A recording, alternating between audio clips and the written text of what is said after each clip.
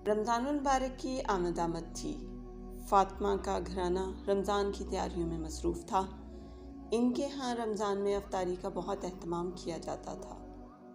اس بار اور زیادہ کیا جانا تھا، کیونکہ اس بار فاطمہ کی خالہ عائشہ اپنی 2 بیٹیوں بینا اور صبا کے ساتھ لندن سے ان کے گھر آ رہی تھیں۔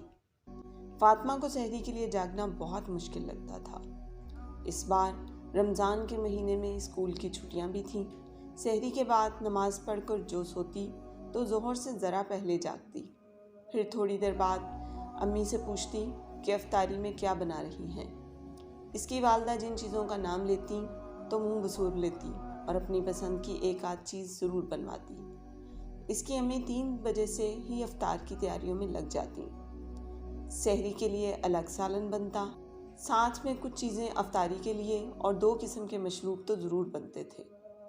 فاطمہ اپنی امی کی مدد بھی نہ کرواتی اور عشاء کی نماز پڑھ کر ٹی وی دیکھنے بیٹھ جاتی یا فضول قسم کے گیم شوز سے لطف اندوز ہوتی۔ فاطمہ کی خالہ زاد بہنوں نے اس کے یہ معمول دیکھے تو بہت افسردہ ہوئیں۔ عائشہ خالہ کے گھرانے کے طور طریقے مختلف تھے۔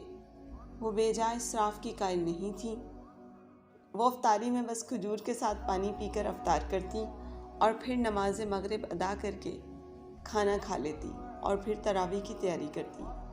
فجر کے بعد عائشہ خالہ اور ان کی بیٹیاں قرآن پاک کی تلاوت کرتیں، تھوڑی دیر آرام کرتیں، پھر قرآن پاک کا ترجمہ اور تفسیر پڑھتیں۔ ہلکا پھلکا کھانے کی وجہ سے عبادت میں سستی اور گرانی محسوس نہیں ہوتی تھی۔ انہوں نے فاطمہ کو بھی سمجھایا کہ رمضان کا مہینہ ہمیں صبر کا درس دیتا ہے، نہ کہ حرص کا۔ جب ہم سادہ اور کم کھانا کھائیں گے تب ہی ہمیں غریب کی مشکلوں کا احساس ہوگا۔ فاطمہ اور اس کی والدہ بہت شرمندہ ہوئیں کہ عائشہ خالہ نے غیر اسلامی ملک میں رہتے ہوئے بینا اور صبا کی پرورش اسلامی اصولوں کے مطابق کی ہے۔ وہ اسلامی ملک میں رہتے ہوئے بھی اسلام کی بنیادی تعلیمات سے دور ہیں۔ انہوں نے عبادت کی روح کو سمجھا ہی نہیں۔ فاطمہ اور اس کی امی عید کی خریداری آخری عشرے میں کرتی تھی، جب بازار میں تل دھرنے کو جگہ نہیں ہوتی اور ہر چیز کا بھاؤ آسمان سے باتیں کر رہا ہوتا۔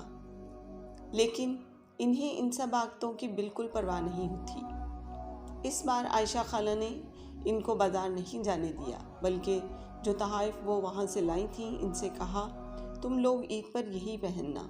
مقدس راتوں کو اور ان قیمتی لمحات کو بازاروں میں ضائع کرنے کی ضرورت نہیں ہے۔